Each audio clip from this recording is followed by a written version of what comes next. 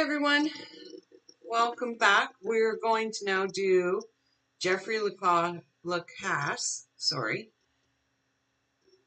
for Charlie Adelson's trial. So we've got our coffee. Everybody's got their coffee. And let's go. Mr. Lacasse, I want to take you back to July 13th, 2014. This is going to be the Sunday before the homicide that we're here about. Did you see Wendi Adelson that evening at her residence here in Tallahassee? Yes, after we returned from dinner and a movie, we went back to her residence. Yes, ma'am. All right, and at some point that evening, did the issue of the relocation battle that was going on back in the summer? Before I go any further, this must be really nerve-wracking for him because he's guaranteed to know people on that jury. So it must be really nerve-wracking that this is at home for him. Of 2013 come up. It did. And is that the issue we've already touched on, which has to do with her wanting to move to South Florida with the children and filing a petition to do so in the courts? That's right, and by extension, the issue of being stuck in Tallahassee. Okay. And while discussing that issue, did Ms. Adelson make some statements to you about her brother Charlie? She did. And what were those statements? She asked to speak to me confidentially in a very serious tone of voice, told me that Charlie had investigated all possible options to take care of the problem of Danny Markel, including hiring a hitman, which would cost about $15,000. And I later revised that and thought maybe it was $50,000, but the dollar amount was the only thing in question. She definitely said that Charles Adelson had looked into hiring a hitman to kill Danny Markel. And when did she say Mr. Adelson had looked into hiring a hitman? When the relocation was denied, the previous summer. Okay. All right. And the dollar amount, so she either said 15 or 50, you're not sure which? That's correct. Okay. And when she said this, what was her demeanor like? She was very serious. All right, so definitely not to be confused with the TV joke? No, I'd heard that joke repeatedly. I knew that joke. This was something very different. This was chilling, a little scary, made my stomach flip. I found it disturbing. The joke was said in a lighthearted manner, and this was not said in that way. This was serious and said confidentially. All right, thank you. And I want to,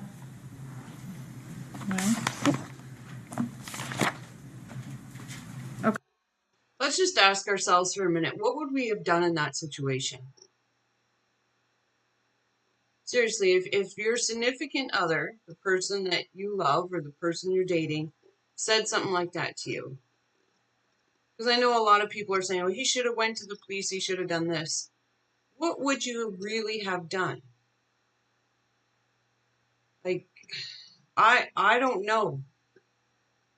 Because, he does state that she is very dramatic, very this, she lies a lot. My thought is she was saying this to see where his loyalty was. This was a test. I believe this was a test for her to see where he would fall on it, if he would just drop the subject and move on, or if he would start needling her for more information. I believe this was a test. Okay, I think we should go from there to the next day, which is going to be July 14th, 2014, the Monday before the murder. Yes, ma'am. Did you see Wendi Adelson on that day?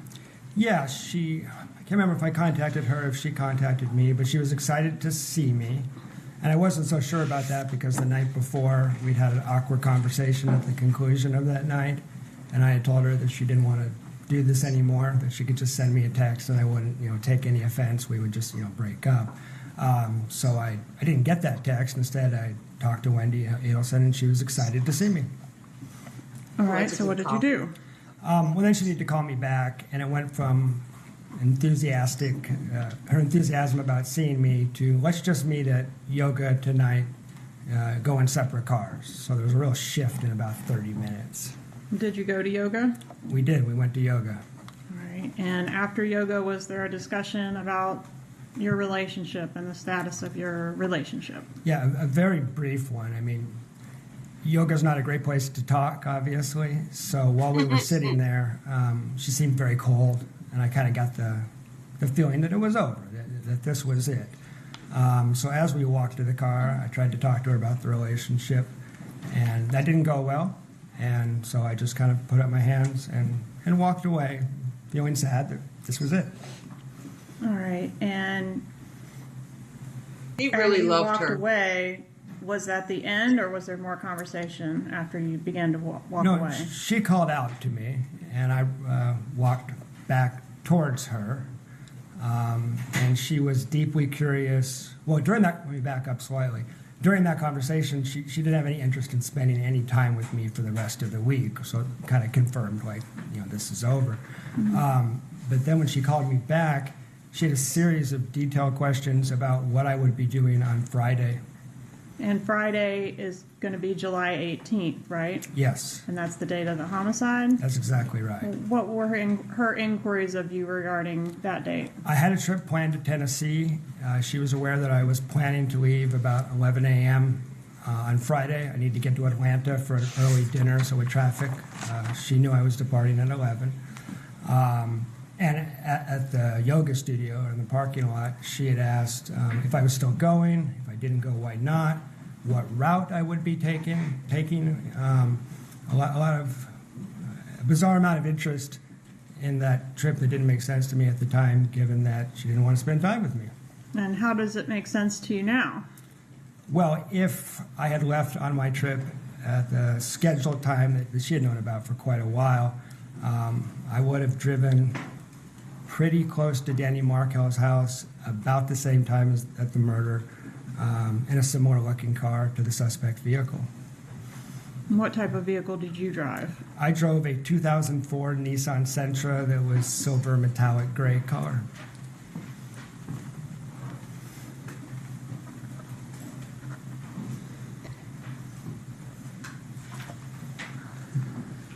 So if you had followed your original plans, you would have been passing by the Markel residence or nearby there around the same time as the killers were fleeing? Yeah, I would have been at Capitol Circle in Thomasville. Sure, I would have been on the same cell tower, for example. I think my life could have been pretty complicated had I taken my original plans.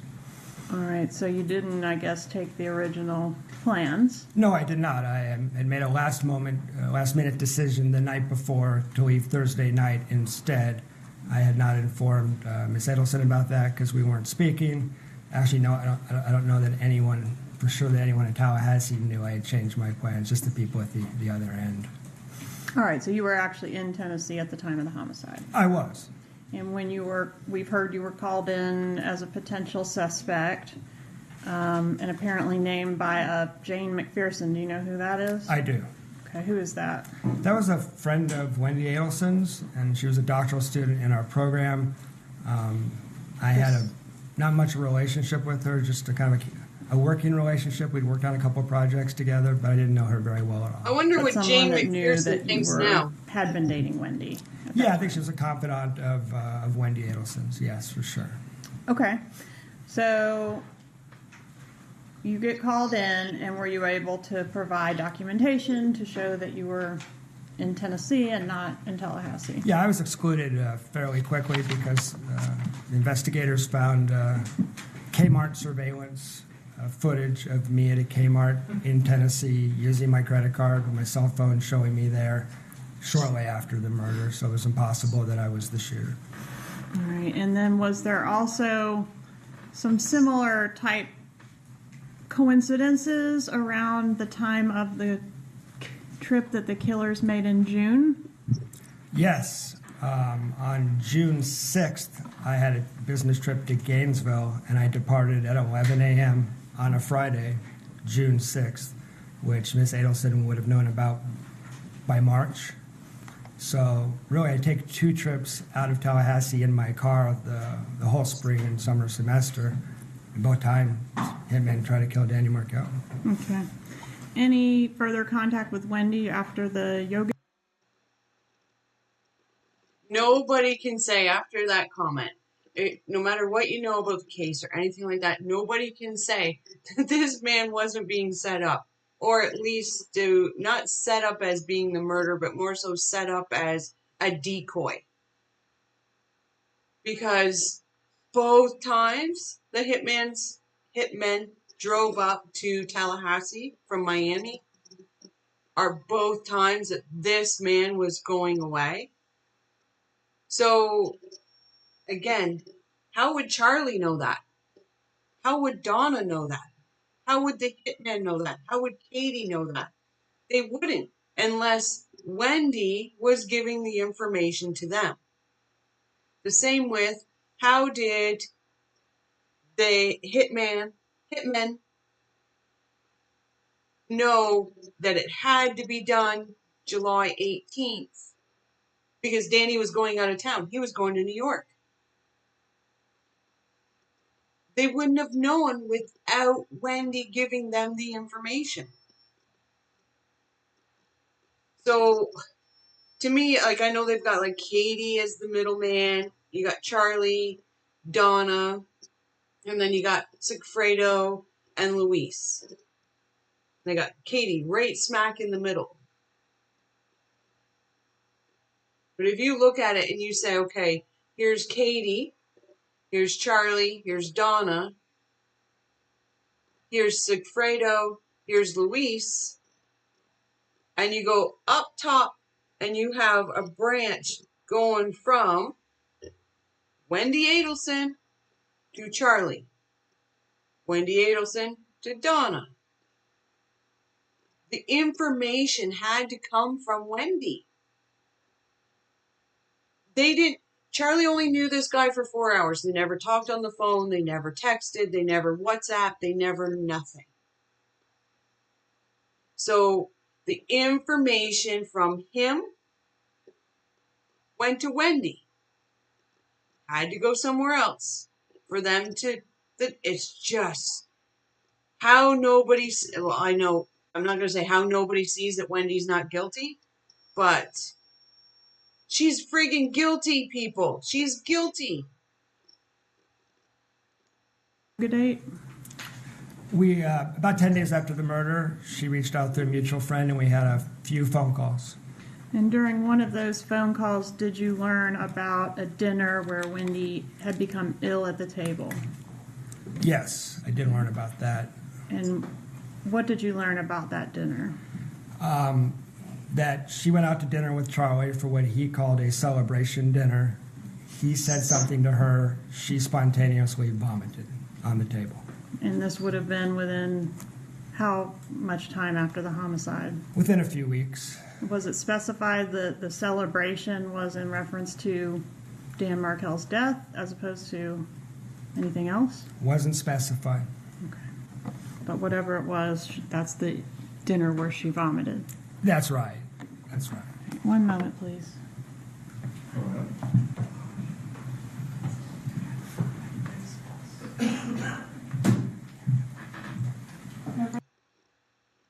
Just want to go back here for a second because this cocky son of a bitch.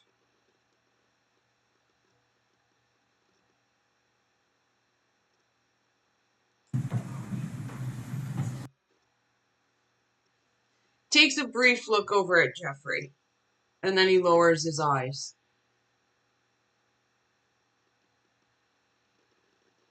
I'm sorry, I'm lost for words. I'm lost for words with this family.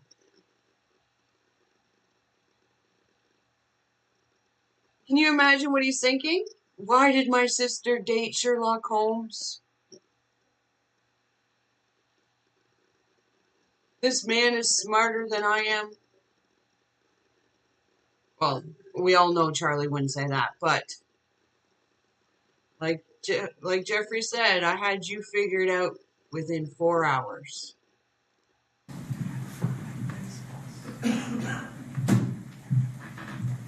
No further questions. Cross-examination. Here we go. Let's buckle up.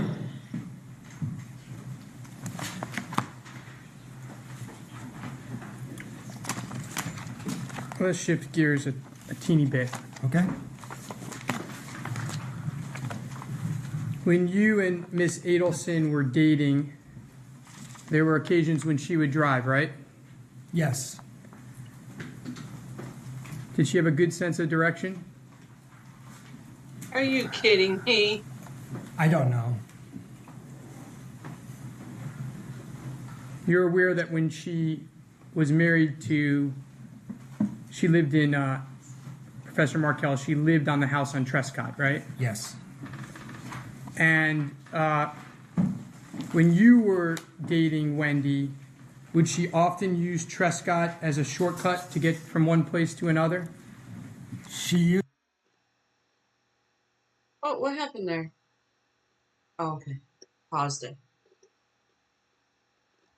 Is he defending Charlie right now, or is he defending Wendi? Like, this is funny to me. I know where he's going with this because of the drive to the crime scene. But it almost sounds like he's defending Wendi Adelson and not Charlie Adelson. Used it a few times when I was in the car, if that's what you're asking. She did that on June 27th, the day we departed to Gainesville at 11 a.m. on a Friday. I think you said in one of your interviews that she would do that at least 100 times, drive by the house. That was a figure of speech. Okay. Now, you mentioned, we'll start with the joke, the bad joke. Yes. You mentioned this TV joke, how it was lighthearted, bad humor, certainly in the context of what happened, but it was a joke. Yeah, it was dark humor, I would say, but it was clearly a joke, yes. And do you recall that joke being given at that Yardbird dinner? I don't. Could it have been given at that Yardbird dinner? It could have, but I don't recall it, and I actually think I might remember that, I'm sure you do. given what happened.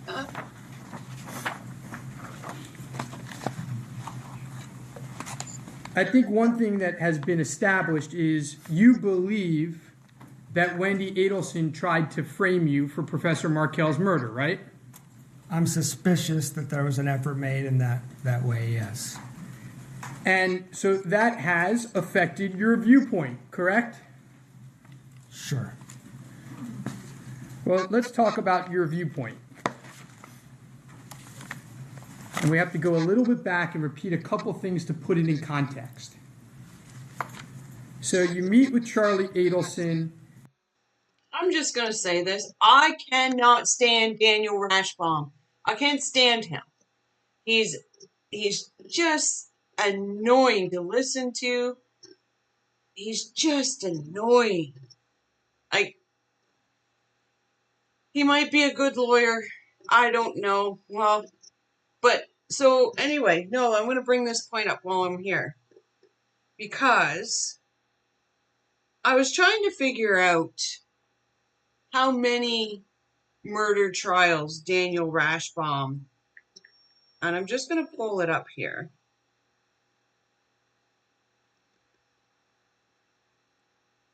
Because, there we go.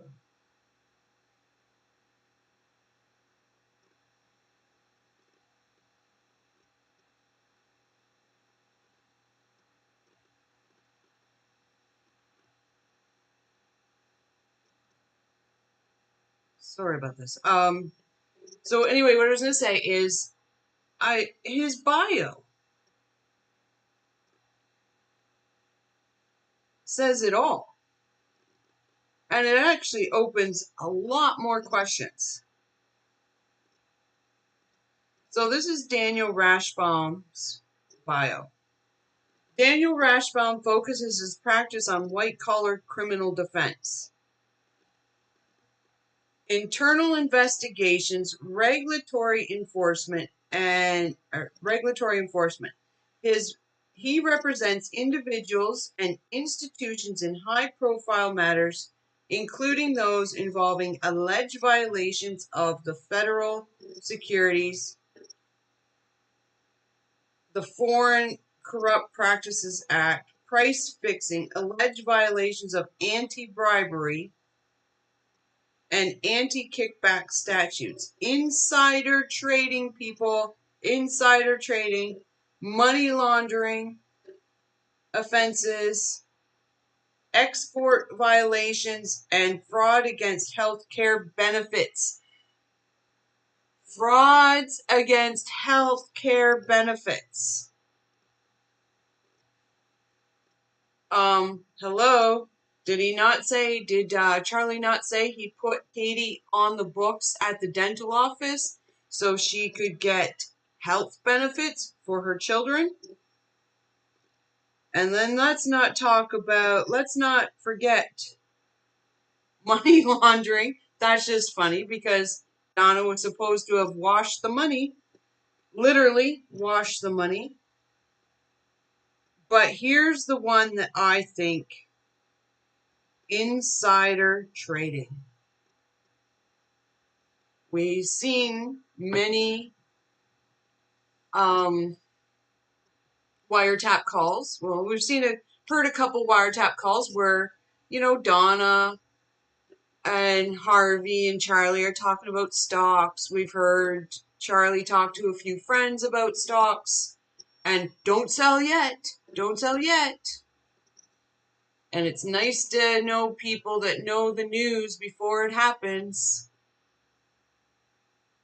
Which brought up a question for me about Daniel Rashbaum.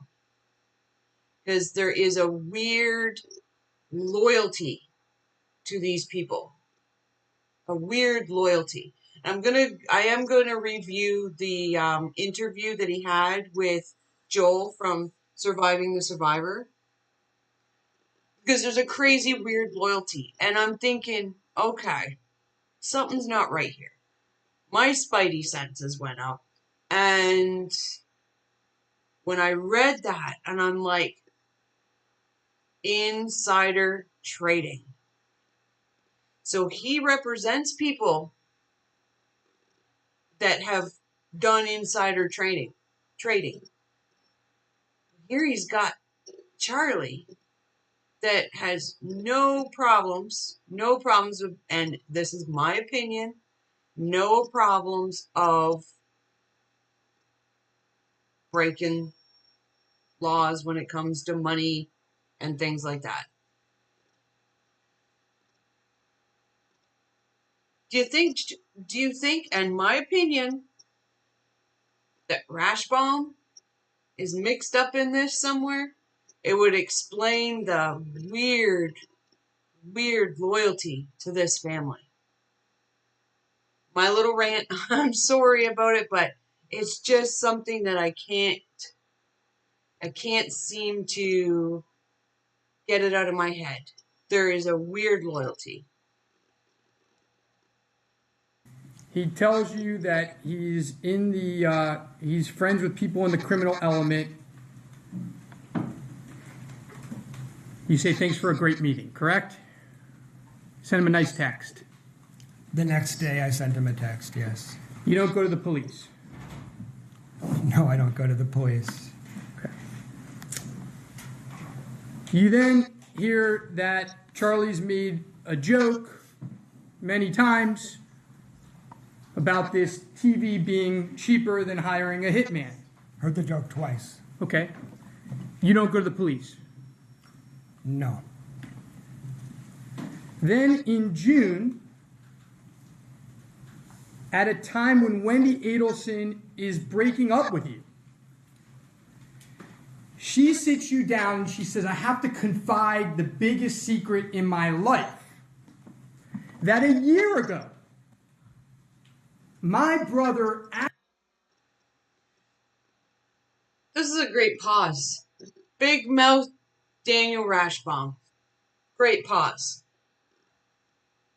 Does this man think he has to stand there and do this and raise his voice to make himself look what? Powerful? Determined to win? Like, oh, this man drives me up the wall. Actually looked into hiring a hitman. That's your testimony here today, right? You said in June, sir? In June? I'm sorry, in July. Okay. In July. July. Yeah, I'll do it again. Sorry. Oh my I'll try goodness, to did keep you it hear low. that? Jeffrey just apologized to the jury. Oh, let's listen to that. Okay. In Can July. you restate that? I'm sorry. Yeah, I'll do it again. Sorry. He I'll try apologized to keep the it low jury. this time.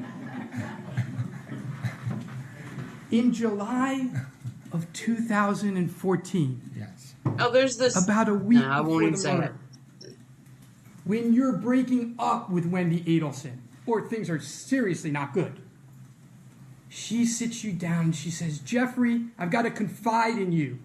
My brother actually looked into hiring a hitman. That's your testimony here today. No, she didn't sit me down. She said it in passing, and she had a habit of blurting out things that weren't in her own self-interest. But she did do that. She did make that statement, yes, sir. And it was chilling to you. It was. Unlike the joke, you thought it was real. It was real, yes. Did you go to the police? I did not. And then you break up. Kind of. She strung me along for another week, as you know. Mostly, yeah, but kind of. Well, the murder happens and you get called in as a suspect of the murder. Right. And you're upset at that point. Yes, I was upset. And you have a first interview with the police, and then you have a second interview with the police. Yes. And during the second interview with the police, you talk solely about Wendi Adelson. Yeah, I think that's right. I felt like I needed to say they needed to look at Wendi Adelson as well. That was the point of that talk. Yes, sir. That was the point of that talk. Yes. And you even, you don't mention actually Charlie Adelson at all in that second I interview. already had done so, so yes, you're correct. So that second interview, you talk just about Wendi Adelson. And in fact, you're so uncomfortable in the interview. You tell the police that. You say, I'm so uncomfortable, and Detective Isom asked you why. Do you recall that? It wasn't a Detective Isom. Okay, He's I'm sorry. corrected The him detective who twice. was interviewing you asked you why. I don't. You have to remind me on that. Well, let me remind you what you Yeah. said. You said, because it's hard for me, because if she would take me back right now, I would go back to her. Yeah, I was still under her spell to some degree. I would say I was fairly pathetic at that point. I would acknowledge that. Yeah. So That makes that ring so true to me. A grown man sitting on the stand in front of cameras that he knows this is going out to the world, jury people that he knows in his community, and he's admitting that he was pathetic at that time. I don't know about you guys, but that rings true to me. let me understand this, because I want to make sure I've got it right. I don't want to put words in your mouth. Sure. Oh, God forbid, Daniel. God forbid. Wendi Adelson has told you that her brother looked into hiring a hitman sometime in 2013.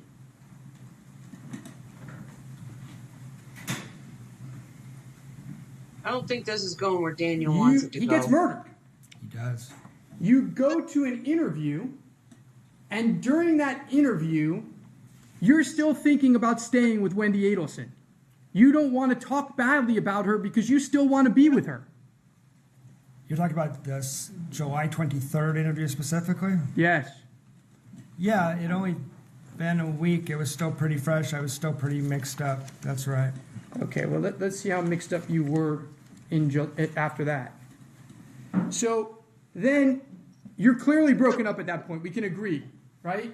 Actually, I would say yes functionally, but I've testified before that Miss Adelson and I had conversations in August.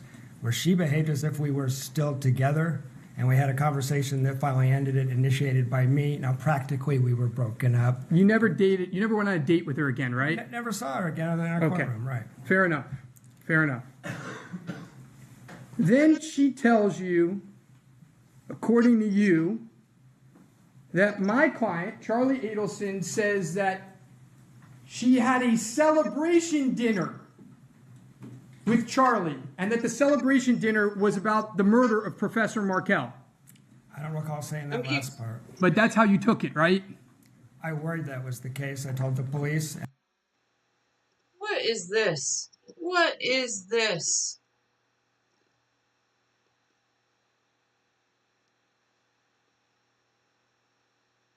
I don't recall saying.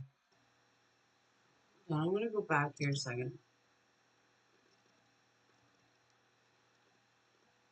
It was about the murder of Professor Markel. I don't recall. What is it? He's holding on to the podium like, let me at him, but the podium's holding him back. Like, is it?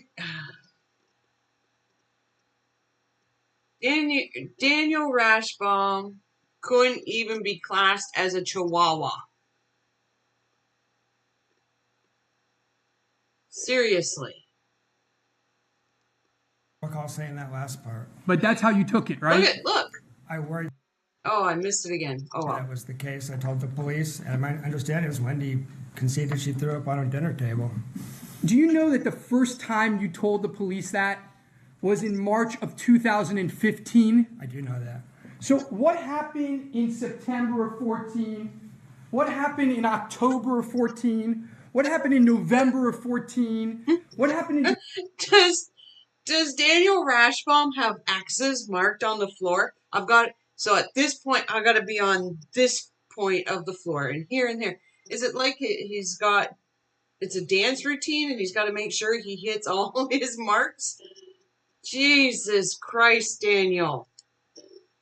December of 14, January of 15, February of 15. You still didn't think that was important to tell the police?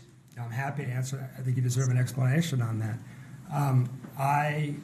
You may have noticed in my March 6, 2015 interview, I come in with notes, big pile of notes. Those notes are written in July of August. They're written pretty quick after the murder. I didn't come in right away, partially because I was scared of your client. I was scared of the repercussions if I went on the record further about my suspicion. So I was reluctant to come back in because I was frankly scared. Oh, I get it. You were scared of him in August of 14, but you weren't scared of him in March of 2015. And I decided to man up. I decided it was a homicide and needed to man up. That's the decision I came Right. to. You weren't scared to tell him that my... You know what that means, Chuckles, to man up? Why don't you man up? Bet you he's manning up now. client had actually looked into a hitman a year earlier. That didn't scare you. You could tell him that in July. No, I was. Hold on, sir. Let me ask the question. Fair enough. In July of 2014, you told police that Charlie Adelson, you heard, actually looked at hiring a hitman. You weren't scared to tell him that. I asked for police protection. I was scared. You told them that in July of 2014. Climb that podium. Isn't that correct? Climb the Yes, in podium. the same conversation, I said, can I get some assurances? Can I get some protection? I have something I want to tell you. I'm scared to tell you. But you were too scared to tell him about a celebration dinner comment, and you waited almost half a year to tell him?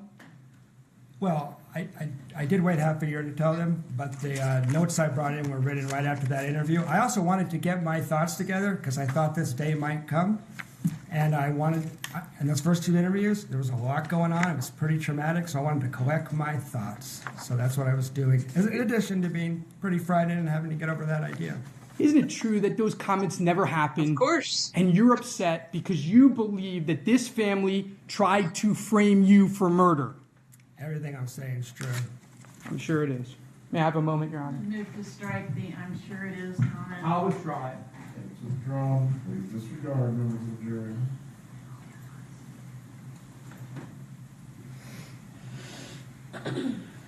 Hey, Hey, Charlie, you're looking a little pasty. Get any sun lately? Redirect examination. This may seem like a fine point, but I want to make sure it's crystal clear. When Mr. Rashbaum was asking you about the hot tub conversation, Mr. Rashbaum said that his client said that he was friends with people in the criminal element. Is that exactly what was said? The word I recall is he had connections and friends on both sides of the tracks. Okay. Connections to Criminal the criminal elements. element. And particularly, there was the Cuban neighborhood comment that I repeated to the TPD later. Gotcha. Actually, on July 21st, first interview, I mentioned that comment. Okay. How many pages of notes do you have in reference to this case? Like right now or over the last 9 years? I mean, kind of over the last 9 years. Yeah. I'm a researcher by training. I'm an analytic person by nature. So those 6 months was pretty obsessive. I was reviewing every text message, every email, writing. I condensed it down. I think if you watched the videotape, you would see me bring in 3, 4, 5 pages. But I would say I wrote probably 100 pages. Wouldn't before I that came be in to something see to have them his the third notes? time. Going through every receipt, Yes. every detail, Yes. partially out of what? What motivation? Well, pretty traumatic. So fear was part of it. Like, if they can catch the people that did this, I'll be safe. That was a big piece of it. Also, this was a brutal murder, and I wanted to see justice done, and I did not want to leave something sitting on the shelf. If I was in the possession of something that could help, I wanted to help. And you did, isn't it true that you didn't know what was going to end up being important out of all the nuggets you dug out of the phone and everywhere I else? had no idea, and I also told them repeatedly, I hope and pray this wasn't Wendi and Charlie Adelson. But just in case, here's the stuff I have. And Mr. Rashbaum asked you about why didn't you go to the police when you learned that Mr. Adelson had in fact looked into hiring a hitman. Just to reiterate, the statement was made the Monday before the murder, is that right? That's correct. Okay. And that's the statement that where Wendy's relating it to you. Yes. All right, so that's going to be in 2014. Yes. Okay, and she's making a statement about something that occurred in what year? 2013. All right, why didn't you go to the police with this information? Because it was a past tense thing she was reporting, I did not sense there was a present danger. I didn't know hitmen had already visited Tallahassee. I didn't realize there was an active murder plot. In hindsight, should you have gone to the police with this information? Yes. One moment, please. He will live with this for the rest of his life.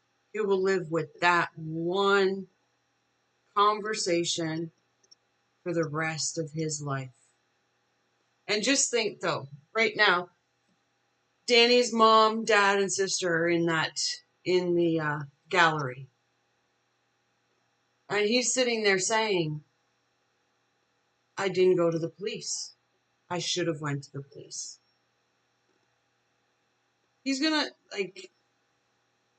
I don't wish that on him at all, to live with that for the rest of his life, because, these people are messed up. I feel sorry for Jeffery Lacasse for that. Right there, I feel sorry that he ever got mixed up with Wendi Adelson. But for that one moment in his life, I feel sorry that that's going to be something that leaves a scar for the rest of his life. And I hope it doesn't. Nothing else, Your Honor. Lacasse, you must step down. Rational, did you have something that you need to raise? Maybe we go sidebar briefly. Approach.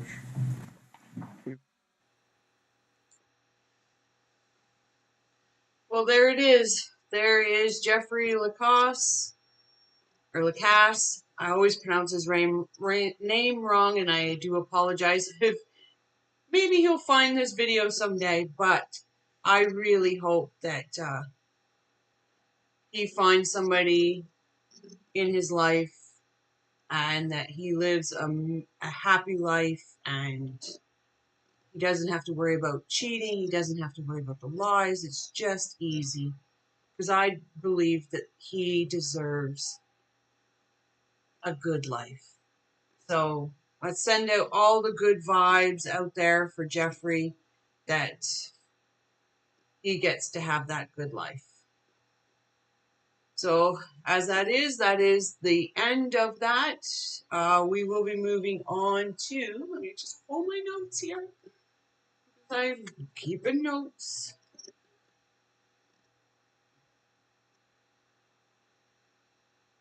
I think we're going to move on to, because I've got Katie and I've got June Chinda, I got Charlie, and of course my favorite, Ryan Fitzpatrick. But I think we're going to move on to June. I know. Oh, please don't do it. But I don't understand her. I don't understand June. I don't get it. I know she's smart, and I'm not saying anything bad about her. She's very intelligent, but she comes across as a, a bimbo. She comes across as a dippy bimbo, which I know she's not, but that's how it comes across. So, you know what? Let's have a few laughs and do some Junior Chinda.